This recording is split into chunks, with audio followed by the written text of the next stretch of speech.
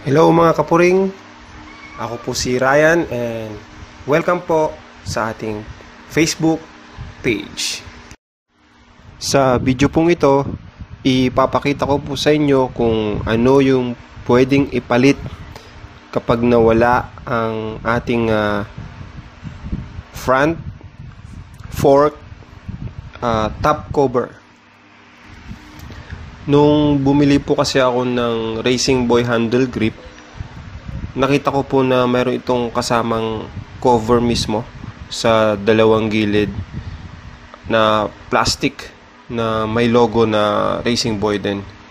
So, imbis na itapon ko siya, napag-isipan kong baka pwede siyang gawing cover dun sa nawalang front fork cover ng aking motor.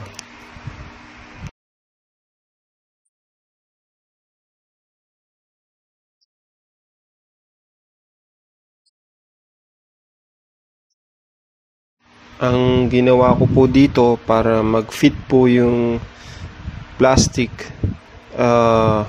kinuha ko po yung kwadradong sukat doon sa butas ng ating top front fork. Tsaka ko po hinati or kinat according dun sa sukat nga. Bale, gumamit ako dito ng matalim na kutsilyo para madaling makat. Then, trial and error hanggang mag-fit siya sa butas. Make sure lang po na wag masyadong maliit yung pagkaka-cut ng ating square para hindi po malaglag or matanggal agad yung ipapalit nating cover. So far sa tagal at haba ng mga biyahe ko, di pa naman ito natanggal or nalaglag.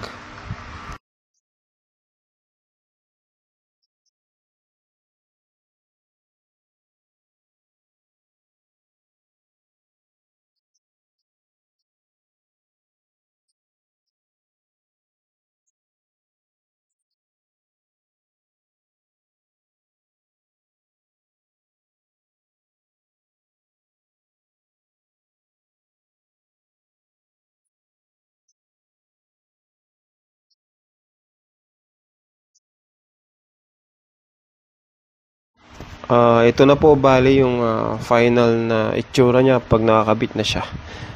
Ang aking Racing Boy front fork top cover.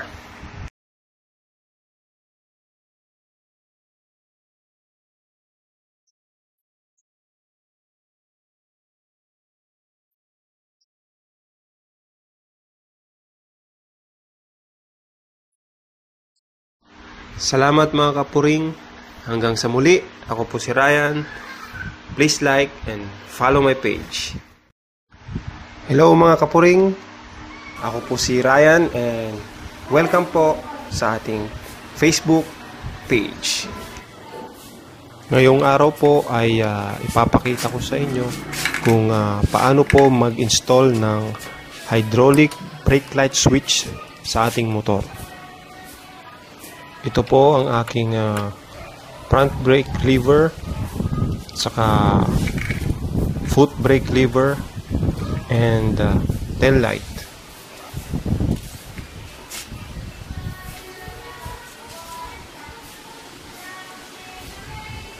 Sa front brake, kailangan po nating tanggalin yung banjo bolt, then replace yung hydraulic brake light switch.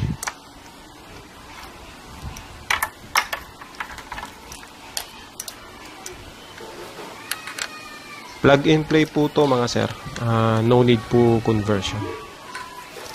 Yung wires ng hydraulic brake light switch, yun yung ipapalit or itatap natin dun sa dalawang wire na galing sa harness natin para dun sa stock brake light switch.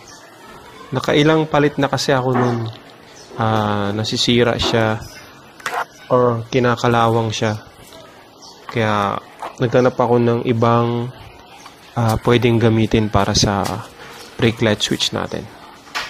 Pag nakabit na natin to, kailangan nating i-bleed ulit yung ating front brake hanggang sa lumakas yung kapit and at the same time umilaw yung ating hydraulic brake light switch. Next natin ay yung foot brake. Same din ang gagawin natin dito. Bali, tatanggalin natin yung banjo bolt, then i-replace natin ng hydraulic brake light switch. Make sure po na mahigpit yung pagkakalagay natin para wala pong singaw or hangin na pumasok. Again, i-tap din po natin yung dalawang wires galing sa hydraulic brake light switch papunta dun sa dalawang wire galing sa harness natin. Then, mag-bleed po ulit tayo hanggang sa kumapit yung brake at umilaw yung ating brake light.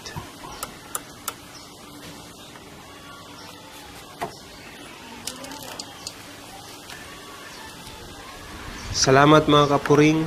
Hanggang sa muli, ako po si Ryan. Please like and follow my page.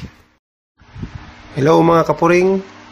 Ako po si Ryan and welcome po sa ating Facebook page.